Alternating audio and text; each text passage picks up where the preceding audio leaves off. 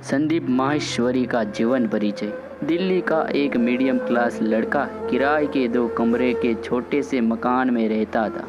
संदीप जब बहुत छोटे थे तो उनके घर के पास एक लड़का रहता था जिसके पास लाल साइकिल थी।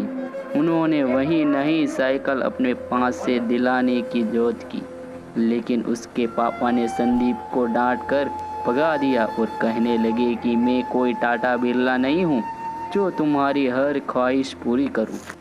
तभी संदीप ने रोते रोते अपनी माँ के पास जाकर पूछा, यह टाटा बिरला कौन है? माँ ने कह दिया कि यह लोग भारत के सबसे पैसे वालों लोगों में से एक है। तभी संदीप माहेश्वरी ने फैसला कर लिया कि मुझे भी टाटा बिरला जैसा बनना है। संदीप के यह फैसले से सब उन पर हंसने लगे। सब संदीप लगभग 14 साल के थे तो उनके परिवार पर एक बड़ी मुसीबत आ गई, और मुसीबत यह थी कि उनके पिताजी को एक स्टील कारोबारी थी। उन्हें पार्टनर से हुए झगड़े के कारण उन्हें अपना कारोबार छोड़ना पड़ा। यह समय संदीप के लिए, परिवार के लिए बहुत ही कष्टदायक था। संदीप ने भी सोचा कि अब मुझे भी कुछ करना चाहिए, इसलिए संदीप ने कुछ छोटे मोटे बिजनेस किए, जैसा कि टेलीफोन बूथ खोला।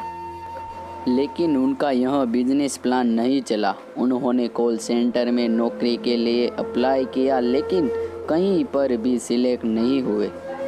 हर तरफ से संदीप माहेश्वरी को हार का मुंह देखना पड़ रहा था।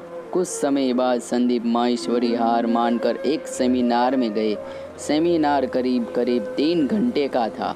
यह सेमिनार में संदीप को कुछ समझ नहीं आया, लेकिन सेमिनार के अंत में उन्होंने एक लड़के को माइक पकड़ के बोलते हुए देखा।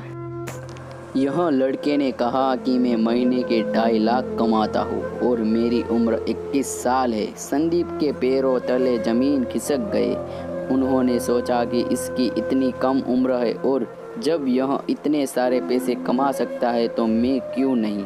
संदीप का आत्मविश्वास काफ़ी बढ़ चुका था और उसके सोच कि यह लड़का इतनी कम उम्र में कुछ कर सकता है तो मैं भी कर सकता हूँ।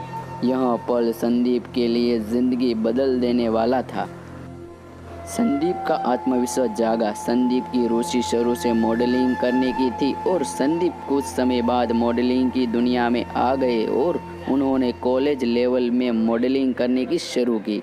कुछ महीने बाद जब यह काफ़ी हद तक मॉडलिंग के लाइन में कूद चुके थे तो उन्हें पता चला कि यहाँ पर हर दूसरे आदमी मॉडलिंग करना चाहता है। ये कहानी का हमारा पहला पार्ट था। दूसरा पार्ट लेके हम बहुत जल्दी लौटेंगे। तब तक के लिए जय हिंद, जय भारत।